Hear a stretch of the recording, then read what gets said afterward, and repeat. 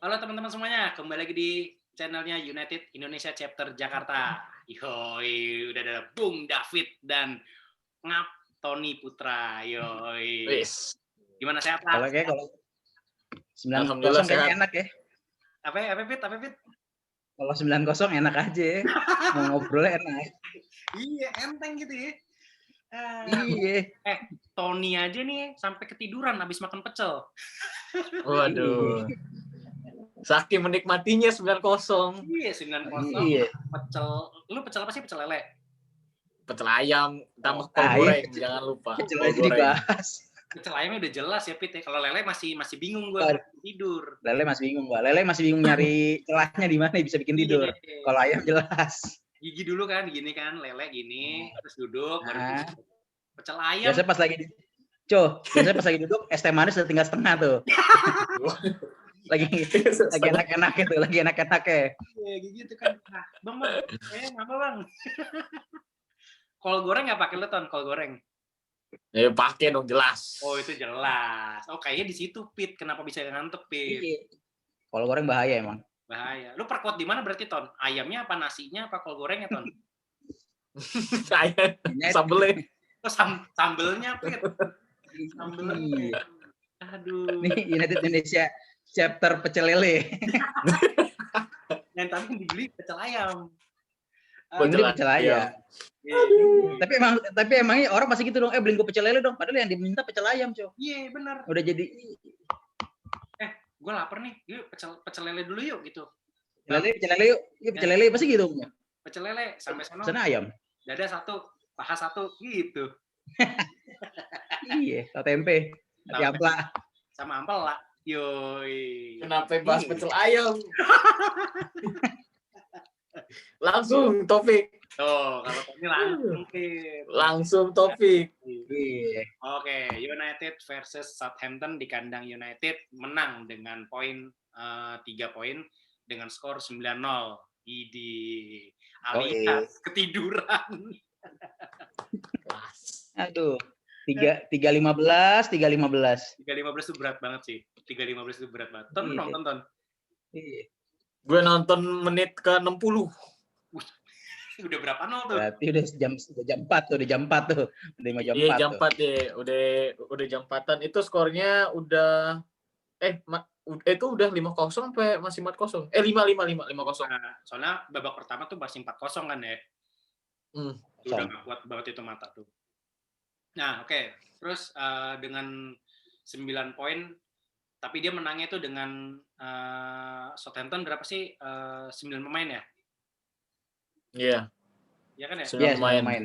9 pemain ya. Nah, kartu merah pertama itu menurut lu gimana, Pit? Pantas nggak tuh untuk dapat kartu merah tuh? Siapa sih namanya? Gue lupa deh itu yang nyerang si Scott McTominay itu. Iya. Pemain muda itu. Itu memang pemain mudanya Southampton. Iya, betul. Masih umur 19 tahun apa? Lupa. Pantas. Emosional. Yang menurut gua pantas sih, Cok. Yang diambil paha. Iya. Terus kakinya naruh lagi. Maksudnya kakinya naruh ke depan gitu loh. Iya. Udah itu kan yang bahaya kan. Jadi naruh ke depan. Jadi gimana, Pit? Jadi ibaratnya menurut gua sih pantas sih, Cok. Walaupun sebenarnya mungkin kalau dibilang dia misalkan nggak ada niat, tapi kan ya wasit mana tahu. Emang wasit cenayang bisa tahu niat dia ngambil apa enggak ya kan. Ya selama gestur lu udah kakinya maju membahayakan ya wajar lah. Apalagi sekarang ada VAR kan, bisa dicek ya kan. Iya. Menurut gua wajar sih, berbahaya soalnya. Kayak ngegunting kan ya kakinya ya. Iya, kayak betul. Gitu. Makanya emang ngegunting malah ya. Wajar lah kartu merah. Wajar. Udah gitu wasit masuk ke jangkauannya wasit lagi, deket lagi. Depan mata tuh kan. Iya, udah. Alias Mike Dean ya. Mike Dean kan ya? Menit kedua masalah, iya. Mike Dean tuh bagus buat MU tuh. Mike Dean, pecel ayam FC. Yoi. Rintisannya Clattenburg. Menurut lo gimana tuh? Rintisannya Clattenburg. Si Scott dimakan tuh sama anak muda dari Southampton kan. Itu mempengaruhi permainan. Nah itu gue kira pas semenjak si Tomine diterkam pahanya kan sama pemain Southampton, itu gue kira McTominay bakalan langsung diganti karena kan sebelum match-nya lawan Soton kan lawan Arsenal kan juga cedera kan. Nah, itu dia yang gua khawatirkan buat si Scott tuh yaitu kalau misalkan dia masih dipaksain main sama Ole buat nanti match-match penting, apalagi nanti kan next match kan lawan Everton ya. Nah, takutnya bisa dirugikan bukan dirugikan, diragukan buat tampil. Itu doang sih yang gua takutin. Karena sekarang si Scott McTominay itu ibaratnya udah jadi tandem ya sama si Fred di lini tengah tuh ya, Ton ya. Darren Fletcher. Darren Fletcher, Pit. Bukan Kerry. Iya. Cuma kalau dulu kan Darren Fletcher kan player ya. Kalau McTominay kan badannya keker kan. Iya. Tapi kayak gaya permainannya sama deh di lini tengah, dia tuh si Fletcher sama si McTominay. Iya. Sama kan? Cuman ya masih butuh proses lah. Masih panjang. Cuman udah kelihatan ya bibit-bibitnya lah ya. Ya kalau dipoles, kalau dia mau berubah bisa sih. Buktinya Fred aja juga bisa kan di lini tengah kan ya. Iya, itu dia. Makanya sekarang kan berani manggil Darren Fletcher kan buat jadi asisten pelatihnya kan. Oh, untuk ngebenahin lini tengah tuh ya. Nah, itu juga bisa jadi tuh. Bisa jadi pas lah. Ada Carrick, ada Fletcher ya kan. Dua-duanya bekas pemain tengah MU kan. Iya tuh. Iya. Itu dia. Kayak Kara sama si Fletcher kan dulu kan duet juga tuh kan. Iya. Iya sih benar. Iya. Siap. Terus ini nih, melihat shoot on targetnya aja langsung ke shoot on target. langsung lihat statistik. Biar nggak lupa. Shoot on targetnya nih United 24, si Southampton 3. Itu emang kelihatan lah ya karena pincang kan nih. Skuadnya tuh pincang. Dia kartu merah 2, si Alex Jankewicz sama si Jan Bednarek. Nah, terus Bednarek ya. Ball position-nya udah jelas juga nih. United 75%, Southampton 25%. Nah, kalau yang di video sebelumnya nih kita udah ngomongin ya. Kita harus ngeliat dulu nih kalau mau lihat match United nih. Dia bakal main megang bola, nyerang nih, counter attack kan. Nah, ternyata Lindelof nih yang main ya kan. Jadi udah otomatis, udah pasti ball position-nya akan lebih banyak dibanding tim lawan gitu. Nah, dilihat dari statistiknya ball position nih, Bung David nih, apa yang bisa membuat selain Lindelof ya, memegang bola, mengalirkan bolanya, ada Bruno Fernandes, kemudian ada siapa namanya, Fred yang mengalirkan bola juga, kemudian ada si Daniel James. Nah, gimana mungkin pandangan lo nih, Bung David? Soal position ya. Kalau gue bilang sih, mungkin faktor kartu merah di menit-menit awal itu juga jadi ini ya, jadi apa? Jadi yang bikin position MU jadi meningkat ya. Gitu loh. Gue pengen sih kemarin kalau misalkan nggak ada kartu merah, apakah MU tetap main dengan hal yang sama? Pertanyaan itu. Karena apakah MU akan main yang sama? Karena kalau kita lihat di away waktu lawan Soton, kita kan kelimpungan banget tuh. Lawan Soton kan kita ketinggalan dulu 2-0 kan, terus Cavani golin 2 gol terakhir kan. Nah, kemarin kalau gue lihat kalau misalkan itu tidak ada kartu merah di menit pertama, apakah MU bisa main dengan cara yang sama seperti itu? Karena kebiasaan MU itu kalau ngelawan tim-tim yang kayak Soton, kayak kayak tim-tim yang bertahan, biasanya itu MU itu kreativitasnya berkurang. Kalau lu tadi bilang dia pakai Lindelof, ya Lindelof itu memang dia kan posisinya kan kalau di back ball playing defender kan, dia bisa bawa bola. Sama kayak Maguire kan. Jadi sebenarnya harusnya sih tetap MU menguasai position bola, menguasai, cuma mungkin angkanya nggak nyampe 75 sih.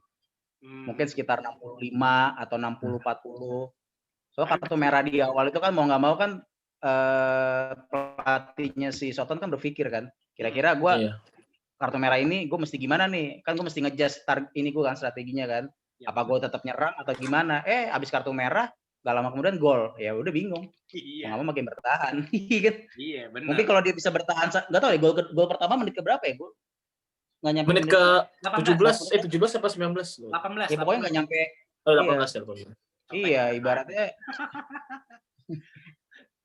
jadi mungkin dia mesti ngejar strateginya kan. Mungkin kalau dia bisa bertahan sampai babak pertama menit 30 aja. Nah, itu dia bisa tuh. Tapi pas sudah menit 18 dia kebobolan, ya udah mau nggak mau dia bingung kan antara gue nyerang balik atau gue bertahan. Mungkin dia berpikir pas 1-0, oh yaudah nih, gue masih bisa ngejar balik nih. Yang dilawan MU komplit, lagi on fire. Luke Shaw sih gila banget. Iya, Luke Shaw. Kanan kirinya Luke Shaw sama AWB ya. Iya. Faktor kayak ada apa, karena ada ini kali, karena ada kompetitornya kali, Alex Telles yang mau nggak Luke Shaw. Betul sekali. Iya. Betul. AWB mestinya kemarin Diogo Dalot jangan dipinjemin apa dijual ya, biar ada saingannya gitu. Nah, dijual nggak ada nih akhirnya sih, Ton. Kenapa? Si Dalot dipinjam apa? Pinjemin apa sih Milan? Dipinjam, cuman kan Milan lagi mau buka negosiasi dulu buat mau beliin si Dalot. Waduh, masih muda loh Dalot. Dalot tuh. Nah itu dia. Bagus loh.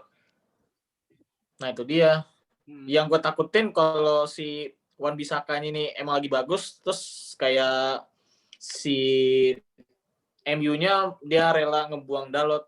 Itu dia yang gue takutin. Nah, padahal kan backupnya. Nah, backup baru mau ngomong. Backup kan butuh AWB misalnya cedera kan harus ada backupnya dong, Dalot dong, harusnya ya. Nah, itu dia.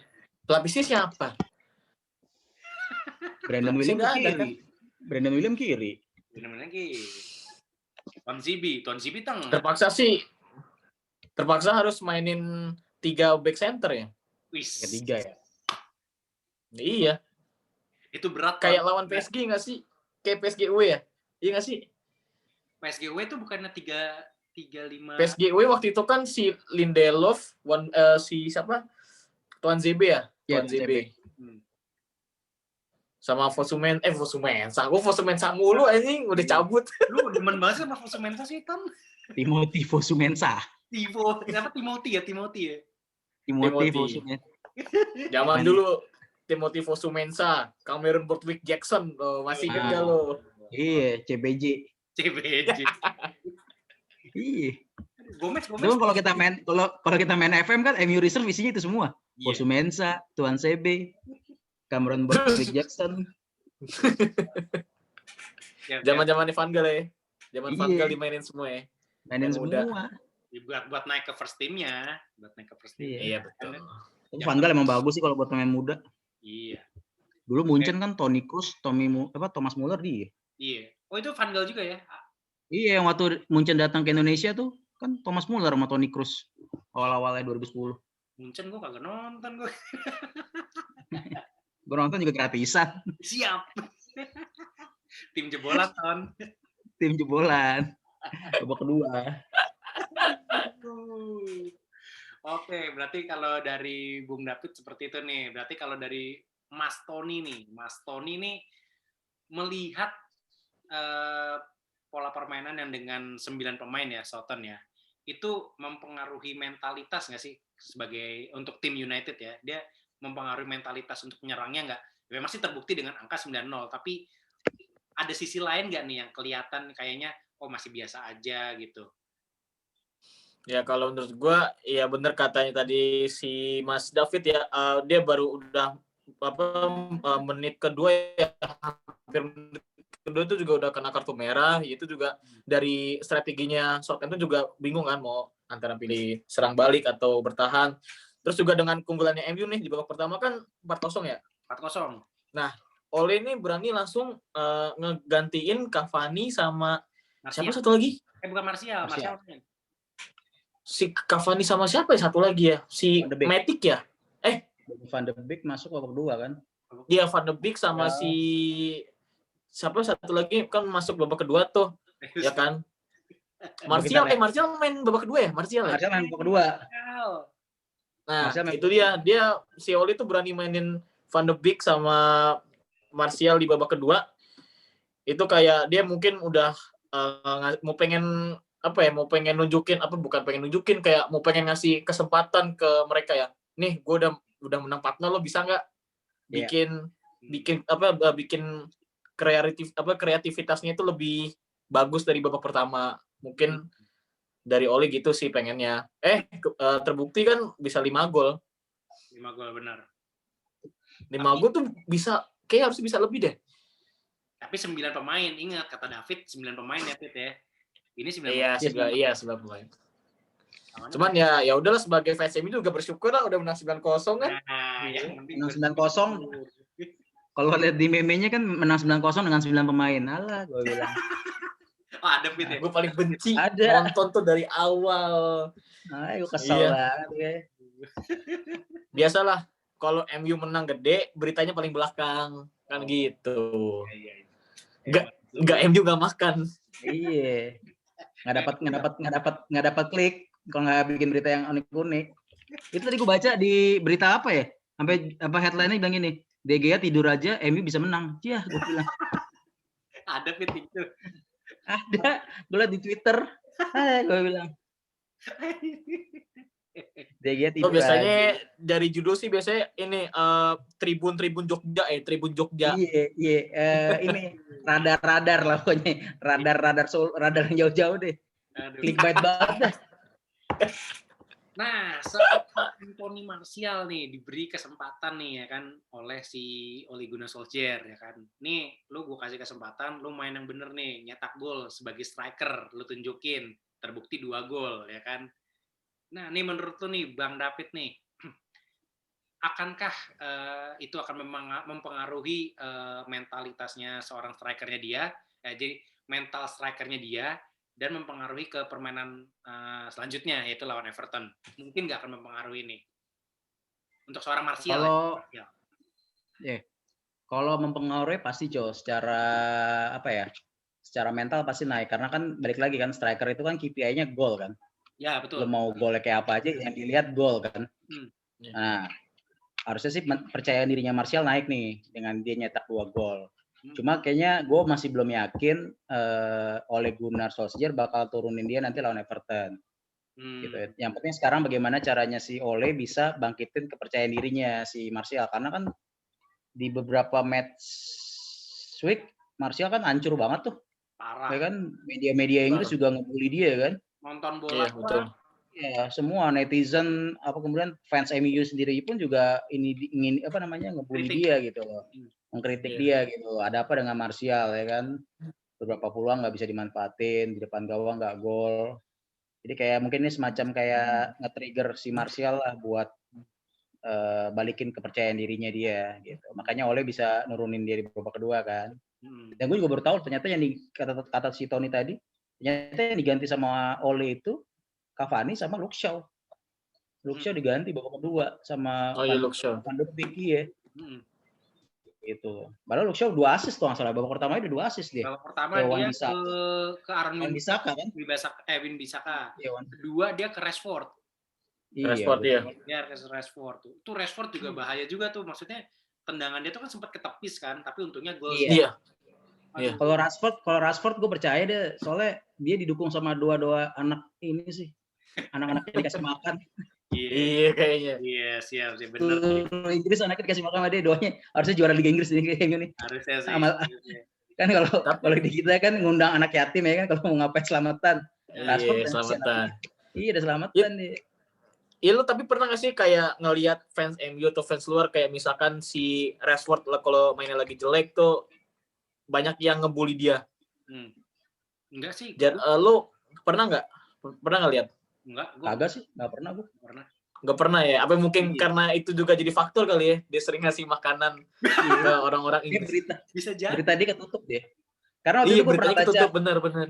Gue pernah baca statementnya siapa kaptennya Liverpool? Jordan Henderson. Iya. Ibaratnya dibilang kan kalau misalkan ini nggak pandemi katanya, minimal udah ada balik penonton. Rashford tuh bakal dapat standing ovation di Liverpool. Dia bilang gitu. Gara-gara yang aksi sosialnya dia. Aksi sosial dia ngasih ke anak-anak sekolah ya. Dia kan anak sekolah juga. Dia kan sampai Perdana Menterinya Inggris kan ganti undang-undang kan gara-gara si aksinya Rashford. Udah. Dia mau nyetak gol aman tuh ya. Aman, makanya gue bilang sebenarnya doanya buat MU udah banyak nih, ya kan? Terbukti 9-0 ya kan? Iya. Bagus lah buat ngejar golnya City, Ton. Biar nggak kejadian 2011 lagi kita. Jadi selisih golnya beda 5 sekarang. Sekarang 5 ya kan? Tapi City ntar main kan ya, City ya? City baru main ntar malam ya? Iya, lawan Burnley. Iya, City lawan Burnley ya ntar malam. Malam tanggal Burnley sih. 4 ya, tanggal 4. City tuh utang lawan Burnley sama lawan Everton ya? Ya, ada 2 game dia. Ada 2 game dia utang. Kenapa sih dia bisa belum main 2 game gitu, Ton? Covid deh kalau salah. Oh iya. Waktu itu pemain Burnley. Iya, pemain Burnley waktu itu Covid. Oh iya, bener. Oke deh. Sama staff-staffnya kena. Oke. Iya. Iya, staffnya juga kena ya? Iya, pas waktu lawan Burnley itu kasusnya kayak Spurs lawan siapa gitu, lawan Fulham juga ditunda kan gara-gara banyak yang staffnya banyak yang kena Covid waktu itu. MU juga kan dulu first match lawan Burnley tunda kan? Yang kita pertandingan pertama. Iya, itu dia. Pokoknya ada Covid. Cepat sembuh lah ya, cepat kelar juga, cepat sembuh juga tuh buat pemain-pemain yang tim-tim lain yang kena gitu, semoga cepat sembuh. Iya. Tapi gue nggak tahu deh kalau Premier League udah pemainnya pada divaksin nggak tuh? Wah, belum. Kalau di kita kan beritanya loh, belum baca beritanya juga gue. Iya, kalau di kita kan masih yang tenaga kesehatan dulu kan. Kayak sih di sana sih mungkin ya, udah cuman kita nggak tahu. Iya. Oke, Bani balik lagi nih sekarang ke Daniel James, main 90 menit full. Golin 1. Yes. Golin menit akhir, Pak. Yes. Iya. Gak apa-apa ya, yang penting golin. Gak apa-apa, yang penting golin. Nah, kontribusinya apa nih menurut Bang Tony nih? Ada nggak kontribusinya nih seorang Daniel James? Selain gol. Daniel James masuknya menit 60, Pak. Oh, Daniel James 60 dia. Gantiin Rashford. Maaf. Ya, iya, ganti Rashford. Maaf ya. Kayak kita nonton di ini cuy, nonton di Sport 7 kayak ini. Yang jam 5:30. Alat paling cepet. Mohon maaf ya. Sport 7. Kirain. Oke, babak kedua menit 60, Daniel James masuk menggantikan Luke Shaw. Marcus Rashford. Oh, Marcus Rashford. Menggantiin Marcus Rashford. Ya. Maaf, salah lagi nih. Maaf banget. Gak apa-apa. Namanya manusia pasti punya kesalahan. Tempatnya salah. Gak apa-apa. Kita kan sotoy, Co. Kita kan bukan pandit. Kita sotoy. Baca juga kali. Kita kan bukan pandit. Kalau pandit nggak boleh salah. Kalau kacamata sotoy masih boleh salah. Orang sotoy. Aduh, orang sotoy. Oke. Nih, kalau dari opini gue ya, opini gue Daniel James dimasukin menit 60-an. Ya dia mungkin Ole ya mungkin mau ngasih kesempatan juga buat James kan.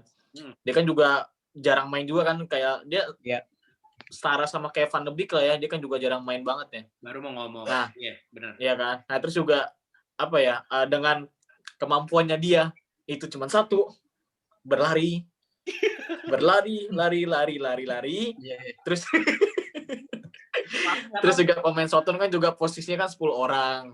Nah itu dia mungkin ya itu bisa jadi salah satu keunggulan lah buat MU semalam bisa menang. Itu dia. Dan diumpan sama Bruno Fernandes ya, diumpan sama Bruno Fernandes cuman di. Oh iya itu. Oh iya yang diumpan Bruno Fernandes tuh, itu juga keren tuh. Keren ya. Nah, itu keren. Itu kalau sampai enggak waduh. Tapi setiap Daniel James main tuh MU selalu menang dan dia selalu golin. Oh iya. Gua enggak. Terakhir tuh lawan siapa ya? Terakhir lawan Leeds. Leeds golin dia ya. Oh yang menang gede kan kita. Menang 6-2. Iya 6-2. Nah, tuh. Daniel James. Itu sih dari opini gue. Siap. Balik lagi nih ke Bung David nih, yang waktunya tinggal 9 menit lagi nih. Iya, kan namanya juga kacamata sotoy. Iya. Yang gratisan dulu. Ntar kalau di endorse baru. Gratisan dulu. Zoom yang premium. Oke nih, menurut lo nih, Van de Beek udah mainnya bukan total ya, maksudnya pola permainannya ketika Van de Beek masuk nih ya, naik turunnya atau mungkin mengalirkan bola ke depannya itu udah sesuai dengan yang diinginkan oleh pola permainan adanya Lindelof nggak? Maksudnya ball position gitu. Oke. Kalau soal Van de Beek Van de Beek ya namanya. Karena jarang dimainin jadi gue nggak pernah tahu nama gimana panggilnya. Van de Beek. Danny Van de Beek. Kalau menurut gue jadi gini loh, dia tuh sebenarnya apesnya dia pindah ke klub yang pemain tengahnya tuh lagi banyak-banyaknya, lagi berkembang-kembangnya, lagi bagus-bagusnya, gitu. Jadi minute play-nya dia berkurang. Gue sih nggak pernah gue terakhir ngeliat Van de Beek main tuh pas awal kemarin gue lihat tuh dia mainnya ya karena gimana? Karena udah unggul juga kan. Akhirnya ya balik lagi sih orang biasa gini kalau atlet deh, kalau dia udah unggul jauh atau udah menang, biasa mainnya lepas. Nah, kelihatan banget ya. Nah, kalau misalkan keadaannya lagi terdesak, kelihatan banget gitu loh. Ya kalau misalkan kita mau compare dengan penampilan dia di Ajax, waktu di Ajax dia mah gila. Di tengahnya di Ajax kan dia semua bola, dia benar-benar metronom lah. Main tengahnya. Dan sekarang kalau di MU tuh posisinya dia tuh bentrok banget. Bruno lagi. Ya Bruno oke lah, udah nggak mungkin nggak tergantikan kan. Pogba aja kemarin belum main kan. Gitu. Apalagi sekarang dengan tadi kata Tony tuh si McTominay udah stabil, Fred udah stabil, udah pasti kalau misalkan si Ole pakai double pivot udah pasti aman. Nah masalahnya Van de Beek ini tinggal rebutin posisinya si Pogba atau Bruno. Iya. Nah itu dia. Padahal kan bisa juga ya kalau misalnya Bruno itu ditaruh di belakangnya Cavani, sementara si second striker gitu. Ya, dekat striker, Van de Beek dipasangin sama si Pogba. Gimana tuh? Bisa juga nah, kan? Itu dia. Sebagai pivot. Ya bisa. Cuman kita beli striker buat apaan? Itu dia. Ya, Bruno Fernandes kayak Rooney, penyerang lubang. Iya, benar. Kayak kemarin kan yang pas pakai formasi 4-2-3-1 lawan Arsenal. Arsenal gue masih sering lihat tuh kayak masih sering lihat kayak Bruno sama Pogba bisa main di kanan atau di kiri. Nah, gitu loh. Jadi mereka fleksibel. Nah, kalau kayak si Van de Beek gue nggak tahu nih dia bisa nggak tuh? Bisa nggak kalau misalkan dia harus ngalah main ke flank gitu loh? Kayak dulu kan Ozil zamannya di Madrid kan dia di tengah tuh akhirnya main ke kiri, jadi bisa adaptasi ya asis aja ke Ronaldo. Iya. Nah si Pogba di kiri kan iya. Kalau katanya coach yang sebelah nih, kalau Donny Van de Beek main, MU kayak main 10 orang. Gak dianggap ya. Iya, gak dianggap. Tapi iya loh, kelihatan loh. Aduh, bola tuh aliran tuh pasti kalau Bruno ke Bruno, Fred, Marcus Rashford baru nyerang. Iya. Aduh, tapi untung. Iya, itu dia. Tapi karena udah bermain bermain dengan 9 pemain ya si Soton ini, mentalnya tuh emang jadi ya di atas angin lah ya United. Jadi nyerangnya lepas tadi kalau kata si David. Nah, itu dia. Nah, jadi pertanyaannya nih kalau misalnya dia dengan 11 pemain full tim tuh mungkin ceritanya akan beda. Mungkin menang tapi nggak kayak begini. Iya. Gitu. Ya bagus lah untuk pembentukan mental juga sih dalam pengejar poin juga kan. Beda berapa? Betul.